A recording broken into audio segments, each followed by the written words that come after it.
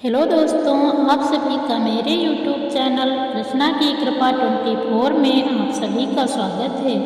दोस्तों, आप भी लोग भगवान श्री कृष्ण की कहानी सुने और इससे सीख लें, अपने जीवन में अमल करें। भगवान की कृपा आप सब पर बनी रहे और भगवान आपकी मनोकामना को पूर्ण करेंगे। देखिए, आप सभी लोग भगवान श्री कृष्ण के द्वारा बताए हुए अनमोल वाणी को सुने और उसको अमल करें। आज युवा पीढ़ी के नारी सशक्तिकरण का महत्व के बारे में आप जान पाएंगे। युवाओं को यह जान लेना चाहिए कि नारी एक ऐसी शक्ति है जिनके अस्तित्व से ही पुष्टि के हर नर की उत्पत्ति होती है। नारीत्व के गुण के कारण ही जग में जीवन दान मिला है। नारीत्व के गुण को अपनाकर ही प्रकृति और सारी सृष्टि ने मानवता का संरक्षण किया है।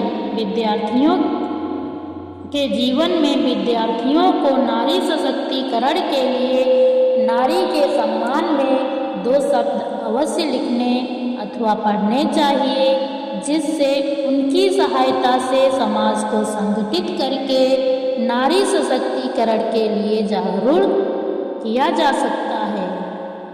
कृष्णा की कृपा 24 चैनल के माध्यम से आप नारी सशक्तिकरण पर ऐसे विशेष विचार पढ़ेंगे, सुनेंगे जो समाज को नारी के तप त्याग से परिचित कराएंगे। नारी सशक्तिकरण पर लिखे अनमोल विचारों को पढ़ने के लिए ब्लॉग को अंत तक अवश्य देखें। जिस स्थान पर नारी सशक्त नहीं होती है, उस स्थान को शमशान बनने में अधिक समय नहीं लगता है। दोस्तों, नारी सशक्तिकरण ही किसी भी राष्ट्र को प्रेरित करने वाला प्रेरणापुंज है। नारी की विनम्रता से यदि अमृत फलता फूलता है, तो यह ना भूले कि नारी में ही संहार भी झूलता है। नारी में संहार ही झूलता है। नारी की करुणामयी छवि को पहचानिए और नारी को सशक्त बनाने में जुट जाइए, क्योंकि इसी से आपका उद्धार होगा।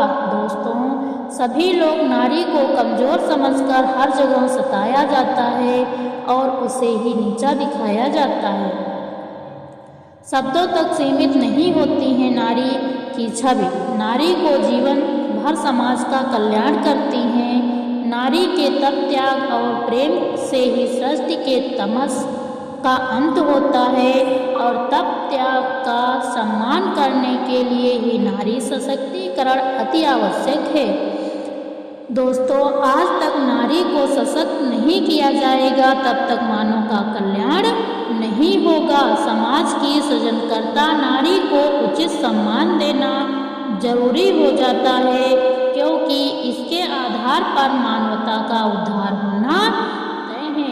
मानवता के संरक्षण के लिए नारी सशक्तिकरण मानव की पहली जिम्मेदारी होनी चाहिए। शिक्षा हो या सम्मान, दोनों है नारी का अधिकार।